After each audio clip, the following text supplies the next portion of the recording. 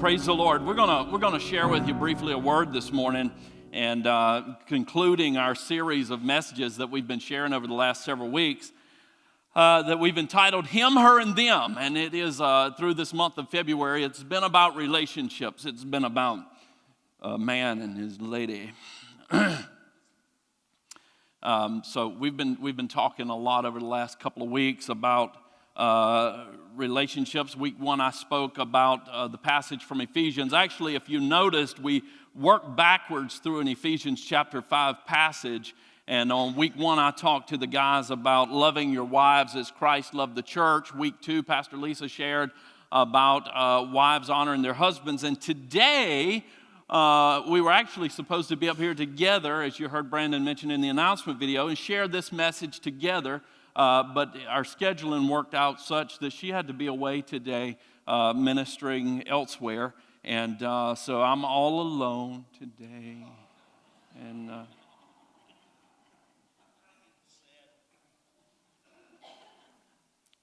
anyway, so for the last couple of weeks, we've been talking about those elements that, you know, what is a guy supposed to be doing? What is the lady supposed to be doing? And, you know, that's great. That's all well and good. But how many of you know there's nothing much more frustrating than a one-sided relationship? It can't be that I'm simply doing all of what I'm supposed to do and then the other parts aren't doing. But love is a two-way street. Come on, somebody. The man can't be the only one trying. Likewise, the woman can't, or it just won't last. And the reason we wanted to share these messages with you is because at Faith Assembly, we are interested in building relationships that will last. And that's why we're sharing these messages. We believe it's time to set some boundaries around our relationships and say to the devil, I don't care what the status quo of society is. We don't accept certain things for our relationship. And you don't have any place in our marriages. You don't have any place in our homes. So today we're going to spend the balance of our time speaking about how these things that we've talked about in the last couple of times correlate or equal a happy and healthy them. You know, if you're following this real close, it was him, her, and them. So this is the them portion of this series of messages. So I want you to look with me, Ephesians chapter 5 and verse 21. As I said before, we had actually worked up through this passage backwards, where we began with Paul instructing the men by saying, love your wives as Christ loved the church. And then we read that sandwiched verse in there that where Pastor Lisa spoke to the women in accordance with that. All of that was said to underscore what is said here in verse 21. And that is, submit to one another. Submit to one another out of reverence for Christ. So that's right. Submit to one another. So for those of you that have understood, you've read this Ephesians passage and you've understood that there was one person who was always doing the submitting and one person that was always ruling the roost, it's not that way. It's both parties in mutual submission to one another. It's a beautiful portrait of how men and women are to be serving each other in their marital commitments by mutually giving themselves and submitting to one another in love. Now, today I want to simply share with you, I've been thinking about some key words that make this thing work. That bring us to that place where we can come in that loving and mutually submissive relationship one to another, and the bonds of marriage and the bonds of the relationship are strengthened and fortified against the attack of the adversary and things that would try to slide in. So today I'm just going to share with you some simple keywords, and you probably got your bulletin today and you thought it was Thursday. And you'd been to the mailbox. But you know, how many of you know on Thursday you go out to the mailbox, you've got the Piggly Wiggly sale paper, you've got the furniture store sale paper, you've got those pizza coupons and 15 credit card applications and all those things. And it's just like, wow, man, what in the world? So we hope you didn't feel that kind of baggage this morning, but you should have gotten one of these in your package this morning with your bulletin. It's actually something for you to come along with us on this journey today as we're moving through. But we're going to cover some key words here. And our first word that we're going to talk about today, for any true relationship to blossom and flourish, is the word trust. Trust. It is impossible to have a healthy, thriving relationship without trust. In these passages that we've been studying for the last couple of weeks, what we're being compelled to do as men and women of God, what we're being compelled to do as husbands and wives, is that we are being asked to give ourselves wholly and unconditionally to another person. Now, how many of you know that requires trust? I can't do that without trust. You know, perhaps one of the greatest threats to any relationship is the threat of suspicion. I mean, somebody wrote a song about that. We can't go on together with suspicious minds, right? Is that, am I good there? Okay. All right. So, I was church people. I didn't know if you guys knew that or not. I mean, but that was just the waist up version. So it's all good. Okay. So, man, my jokes are really tanking this morning. Wow. But one of the greatest enemies against a relationship is that of suspicion. You know, if you're constantly wondering where she's been or been wondering what he's been doing, let me tell you something. You don't have to live in suspicion. You don't have to live in suspicion, because here's the thing. There's coming a day when everything that's been being done in the dark is going to be exposed in the light. Right? So, we've got to have trust in the relationship. We've got to have trust in the marital covenant. But there's an interesting paradox at play when it comes to trust. And it's like this. Trust isn't given, but trust is earned, right? How many of you trust people? There's certain people that you really, really, really trust them, but your trust with them is based on your experience with them. You've invested things in them. You've given them projects. You've confided secrets in them. You found them to be trustworthy. You found them to be true friends, and whatever the case. So therefore, based on that experience, you trust them. They've earned your trust. But on the other side of that equation is that no trust can be earned until some trust is given. I'm going to say that again. No trust can be earned until some trust can be given. So when you're living in these relationships, and when someone else is willing to place their heart and their hand and their emotions and their lives and their future in your hands and say, I trust you with this, it's very important that you guard that trust. Now, let me go back to this thing here that trust is not given, but it's earned. And no trust can be earned until some trust is given. By that I mean that if you want your spouse to trust you, but you've done things in the past to violate their confidence, and then you've got to understand that the rebuilding of that trust is not going to happen overnight. It's going to have to be earned. But if you're on the flip side of that equation, on the other hand, trust can't be earned until there's an opportunity given for that other person to prove themselves trustworthy. So trust is both given and earned. And there's got to be a lot of understanding in the way as we work out that process. Now, once that trust is earned, as I said, it's got to be really guarded. It's precious. And once it's been violated, it's really hard to regain. How many of you have ever walked through that? That trust getting violated, and then it's just hard to, they apologize, and it's still hard. It's hard to regain that trust. I want to challenge you today that there's been a place in your relationship where trust has been violated. Then work diligently together to restore that trust again, because it is a must. It is an essential for a healthy relationship. Now, that word, when we really trust someone, that'll lead us to our next word, and that word is vulnerability.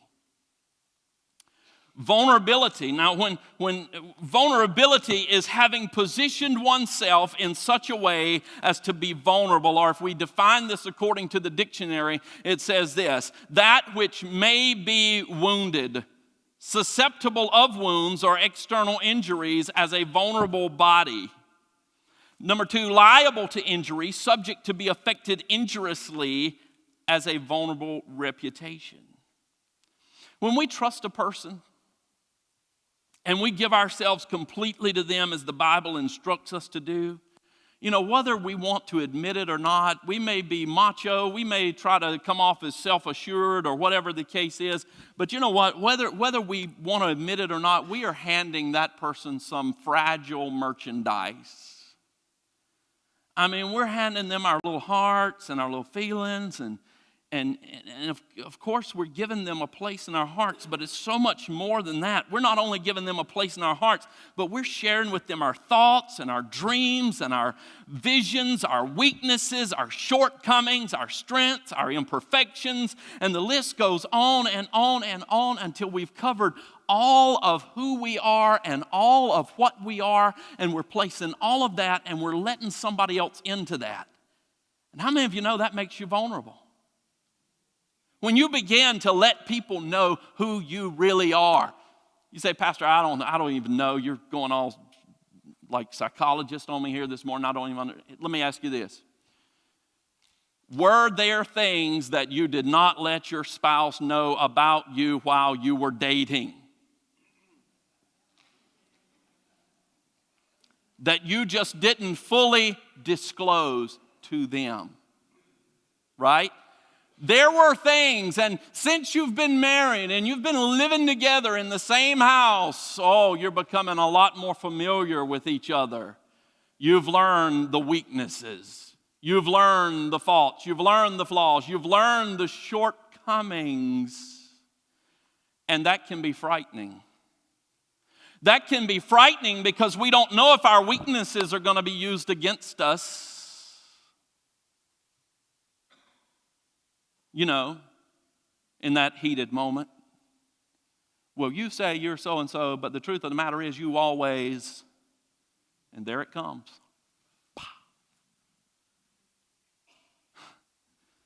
It's frightening. We don't know if our weaknesses are going to be used against us or if our strengths are going to intimidate the other and cause them to react defensively against us. It's frightening because we never know what the end result of the two of us mixing our brokenness together in openness is going to be. And what if you open yourself up to that person and they betray that trust? How hurt are you going to be then? See, for those reasons and many others, there are a lot of people who often withhold parts of themselves away from their spouse even. They never really open up. They always maintain a distance. And we cannot grow closer until we are willing to make ourselves vulnerable to one another. Intimacy is not always expressed in a physical way.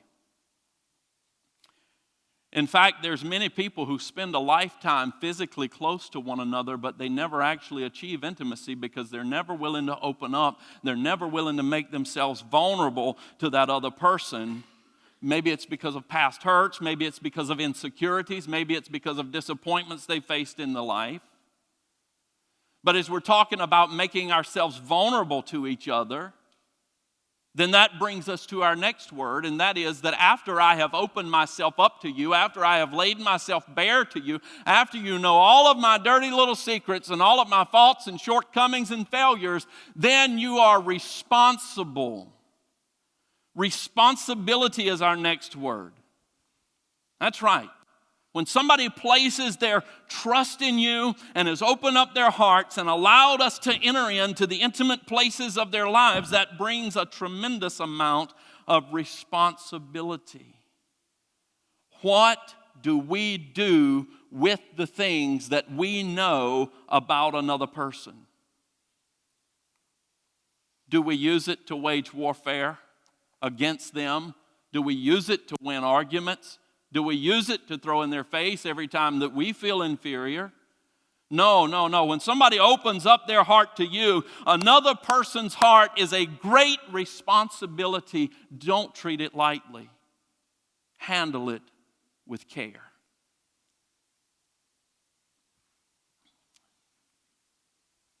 Now, our next word is this: understanding.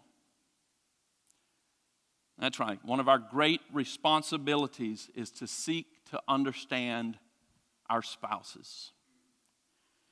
In his book, The 7 Habits of Highly Effective People, the author Stephen Covey explains that one of these habits as being seek first to understand and then to be understood. Seek first to understand and then to be understood. And I want to ask you this. Some of you have been married a while, or maybe some of you are just starting out or whatever. I guess it really wouldn't matter. How many arguments could have been avoided in your home if this one simple rule had been applied? That you sought first to understand the heart, the intent, the motive, the feeling of the other person before you sought yourself to be understood. Tons of marital strife could be dissipated in a moment if we were as interested in understanding one another as we were in proving our point. We should strive to bring understanding to our marriages. When I counsel young people, or old people alike for that matter, when they come to me and ask about being married,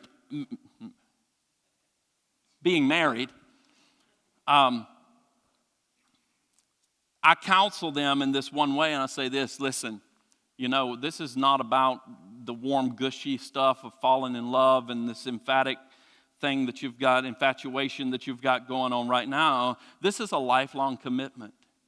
And seasons of life are going to lead you through different places, and the experience of life is going to affect you in different ways. That this person that you're vowing to spend the rest of your life with right now may not be the person that you're spending the rest of your life with a little bit later on. So not only are you committing to be faithful to one another, but you need to pledge right now to be a lifelong student of this other individual. You need to be constantly and continually learning them and understanding them and knowing what makes them tick. I want to give you just some biblical wisdom here for this real quick. If you're taking notes, jot down Proverbs 2:11, jot down Proverbs 3:13. Proverbs 2:11 says, discretion will preserve you and understanding will keep you. How many of you have ever heard the old adage, happy wife, happy life? Okay, Proverbs 3:13 says, happy is the man who finds wisdom and the man who gains understanding. Proverbs 4:5 and 7 says, get wisdom, get understanding. Do not forget nor turn away from the words of my mouth. Do not forsake her, and she will preserve you. Love her, and she will keep you. Wisdom is the principal thing. Therefore, get wisdom, and in all you're getting, get understanding. Over and over and over again in the Bible, we are encouraged to gain understanding and that it will add and enrich our lives. Likewise, understanding will add and enrich our marriages. Let me ask you this question, and it's rhetorical, of course. I don't want to start any fight on the ride home. But I want you to ask yourself right now, do I know my spouse?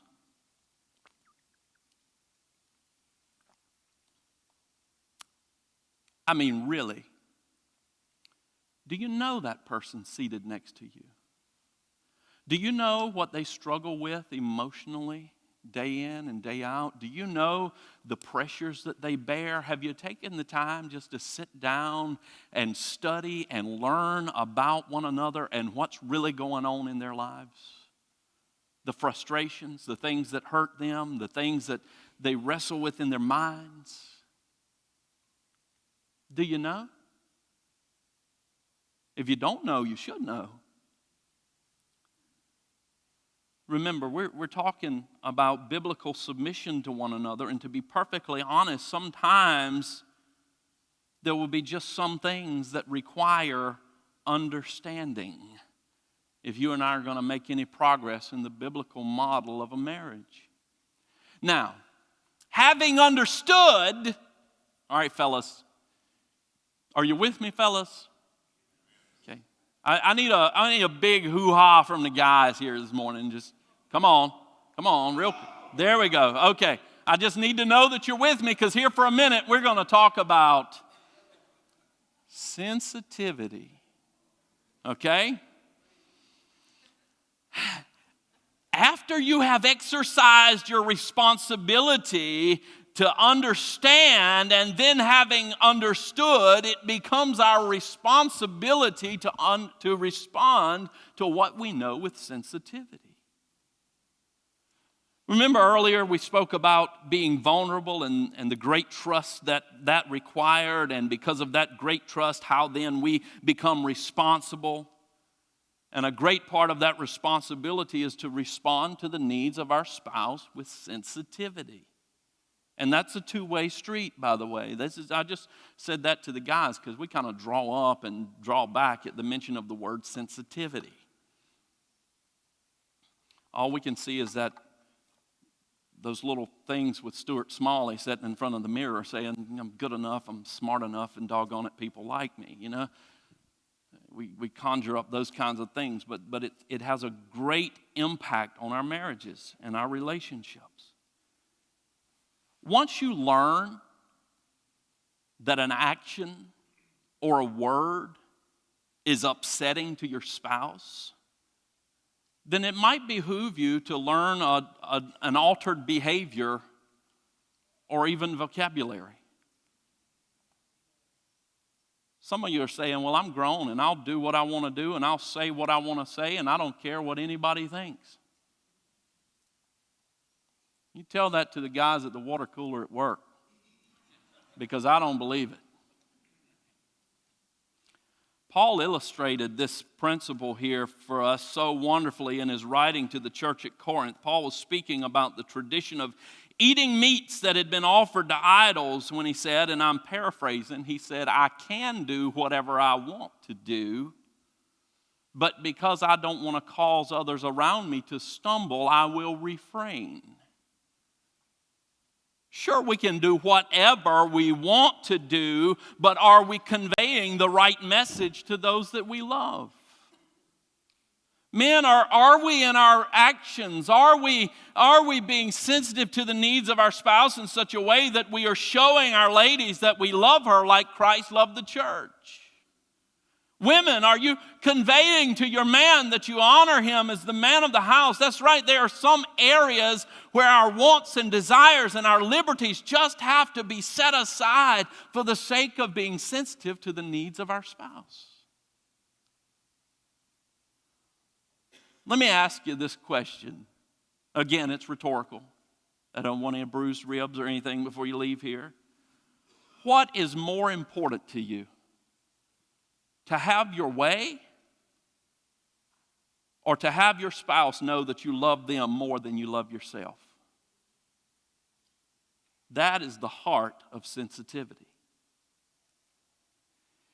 And then, we're getting close here. Somebody said amen.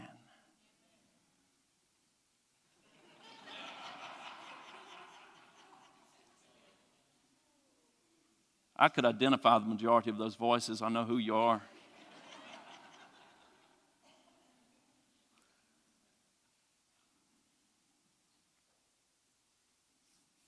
But I'm going to be sensitive to your appetite. Understand that you're ready to go. Finally, if you're going to make any of this work for the long haul, there's one more crucial word that must be covered, and that is the word flexibility.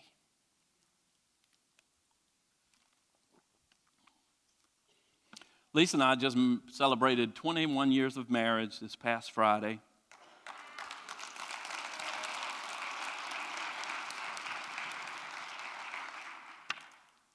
And you know what? 21 years ago, I had no idea how flexible I could be. And you don't have to tell her I said that either. Thank you.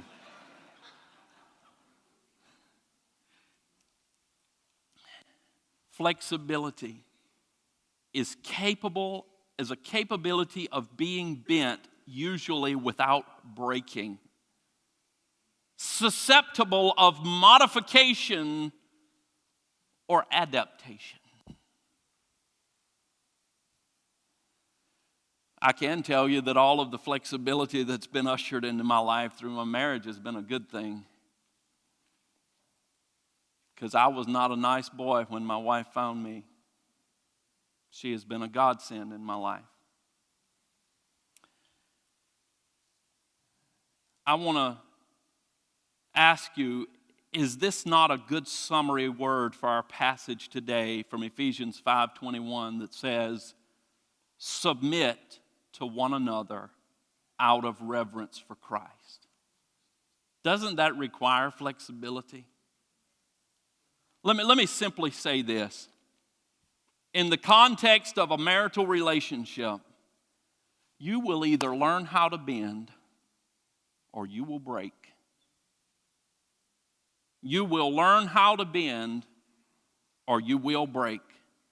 Our pride and self-conservation tries to hold us rigid in place, aiming to break us. We're convinced in our minds that this is the epitome of strength when in fact strength is found in our ability to bend and be flexible.